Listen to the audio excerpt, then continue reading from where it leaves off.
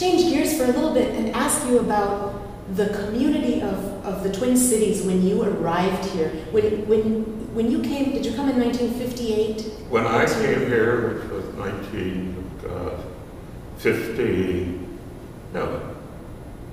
And that's funny, I get there 1959 or 58, actually, yeah. It's not very important. I didn't unpack my bags for the first year. I'm not staying in the Twin Cities. I was waiting. I had finished my PhD. I had a Guggenheim following that. A year in Italy, I was waiting to be showered with job offers.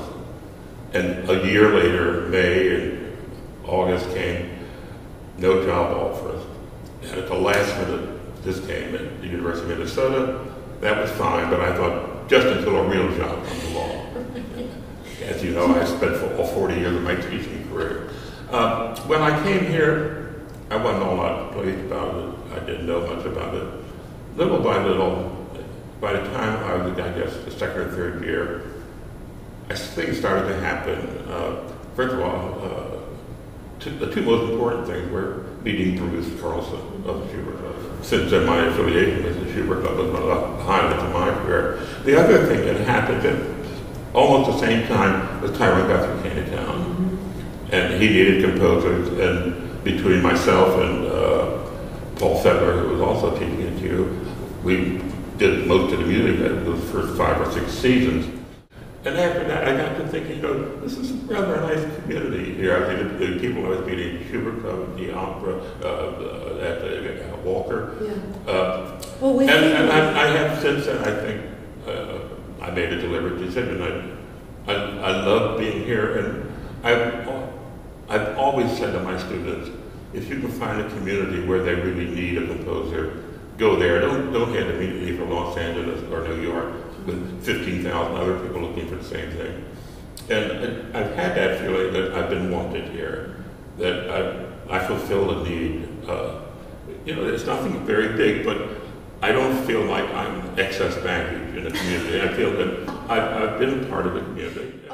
5 years after that, after all these things are going, my wife and I were in Salzburg, obviously paying homage to Mozart, and we were at something called the Peterskeller for dinner, and a man sitting at the table, German, and he heard us talking English, and he said, "Do you mind if I talk to you?" And he moved over with those long picnic tables.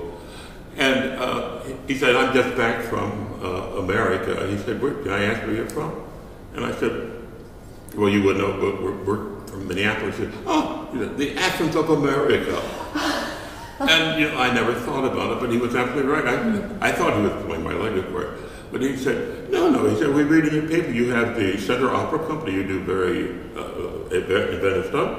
You have the Guthrie Theater there, you have the Minnesota Orchestra, which is wonderful, it's Skovicheski, you have St. Paul Chamber Orchestra." He knew all of these things. He said, we read about that over here.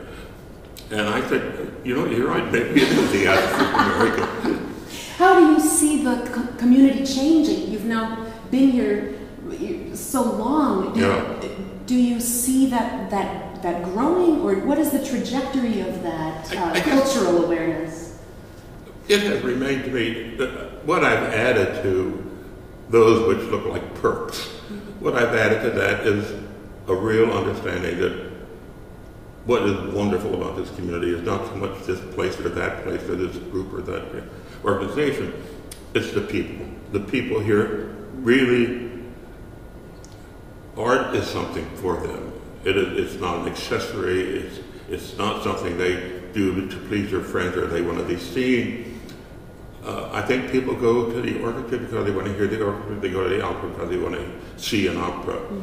And that it's nothing else. And they, even to this day, we started out when we began what's now the Minnesota Opera, with the Center Opera, doing nothing but premieres. I mean, three or four premieres. But although that's changed, they still do it, as you may have noticed. They're doing 1 out of 4 operas every time is a premiere. That's even rare. And so that carries on. The Schubert Club is still, I think, the great organization for bringing in people you really want to hear. So.